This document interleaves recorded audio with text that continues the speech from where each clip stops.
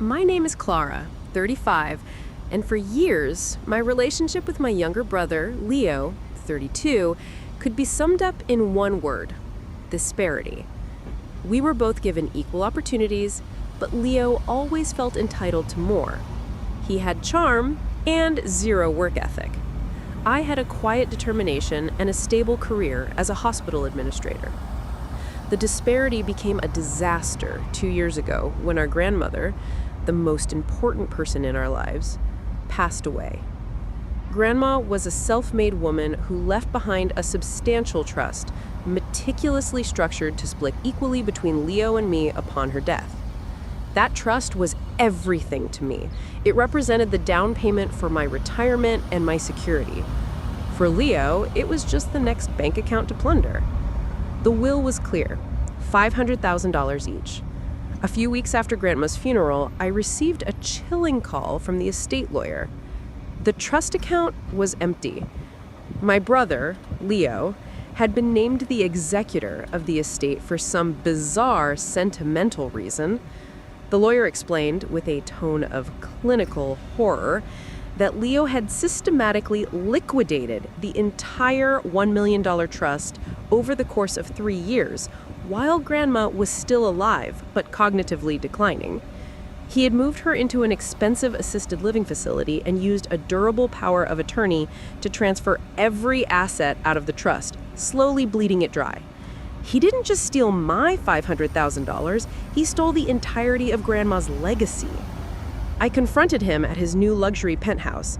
The proceeds of the theft were visible in the designer furniture and the panoramic city view. "Leo, you drained the trust. You stole everything. My half, her legacy," I said, my voice shaking with a cold, absolute dread. He didn't deny it. He just shrugged, sipping an artisanal coffee. "Oh, that old thing? It was stagnant, Clara. Dead money. I revitalized it. I made some aggressive investments in my startup.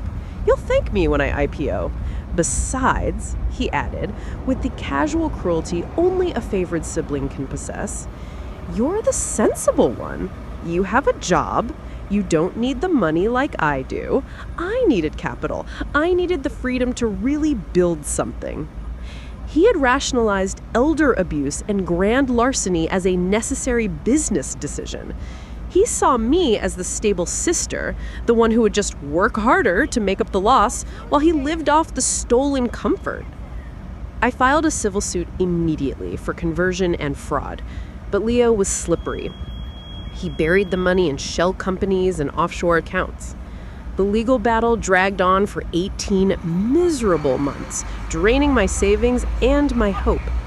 We settled, finally, but I only recovered a paltry $100,000, a fraction of what was mine. Leo walked away with the majority, protected by layers of legal obfuscation. He won the money, but he had fundamentally misunderstood the nature of my family's legacy. He took the cash, but he left behind the one thing that truly mattered: Grandma's most cherished property. The setup, the cabin, and the legacy. Grandma owned a small, dilapidated log cabin deep in the mountains of Tennessee. It was worthless financially, structurally unsound, off-grid, and miles from civilization. Leo, in his greedy haste, hadn't bothered to include the cabin in his complex asset liquidation scheme. He dismissed it as dirt and termites. But the cabin was where Grandma had raised her own children. It held every piece of our family history not tied to money: old journals, faded photographs, and the single most important family heirloom, a beautiful, massive antique heirloom quilt, hand-stitched over 3 generations, detailing the names and dates of every member of our lineage back to the 1880s. It wasn't just a blanket, it was our family's physical tree. I realized my revenge wouldn't be financial, it would be existential. Leo had stolen the inheritance, but I would steal his identity and legacy in return. I drove out to the cabin and spent a week cataloging everything. I found the quilt in a cedar chest, pristine and gorgeous.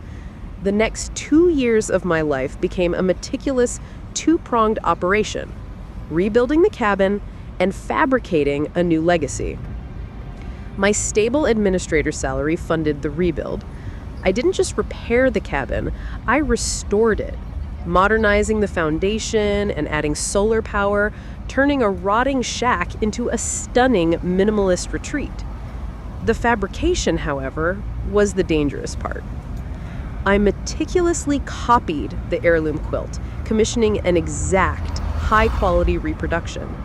Then, using historical journals, I carefully stitched a few additional names and dates into the new quilt, names that belonged to my side of the family, and dates that subtly elevated my lineage above Leo's.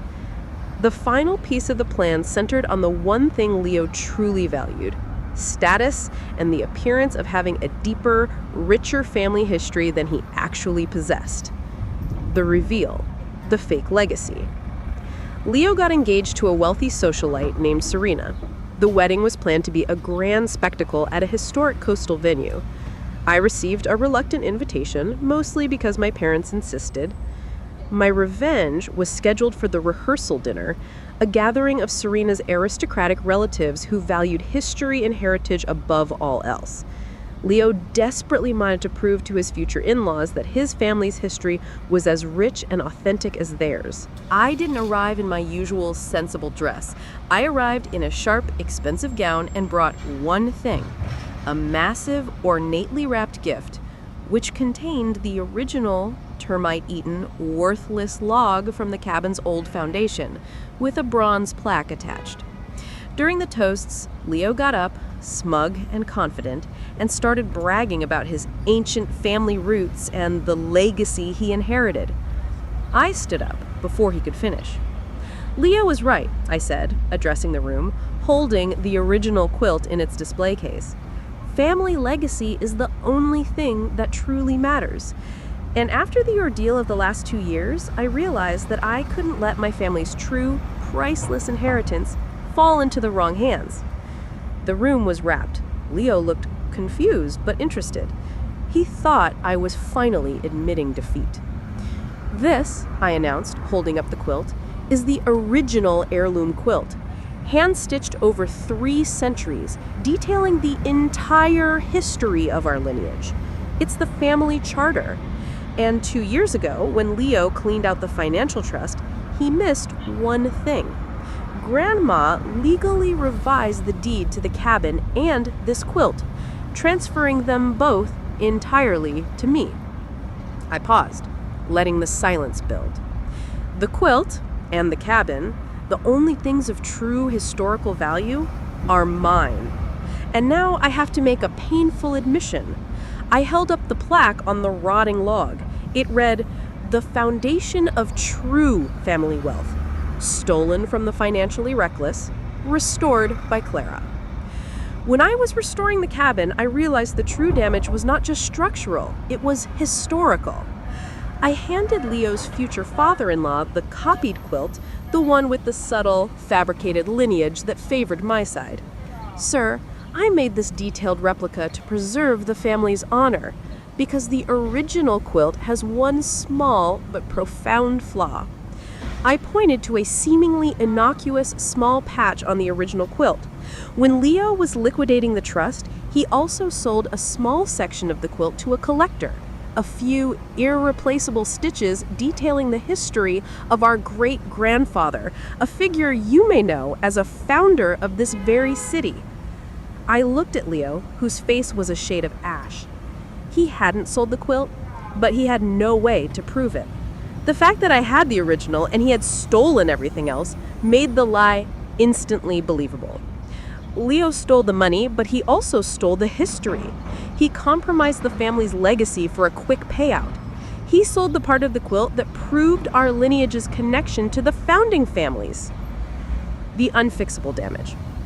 The father-in-law, a man obsessed with local history, looked at the original quilt, then at the plaque, then at Leo, who was stammering incoherently. The shame was absolute. Leo had been exposed as a greedy fraud who didn't respect history, only profit. a man who would sell the very fabric of his family's past. The wedding was called off 2 days later. Leo had destroyed his own reputation in the financial world by making aggressive investments, but I had delivered the kind of damage money could never repair. He had lost his legacy, his status, and his future in-laws' respect, all because I owned the one thing he was too arrogant to value. He could have kept the money and the family peace. Instead, he stole $500,000 and gained a life of quiet financial desperation and total social isolation. I had the restored cabin, the original quilt, and the satisfaction of knowing that I taught my greedy brother that the most valuable inheritance is the one you can't buy, sell, or steal.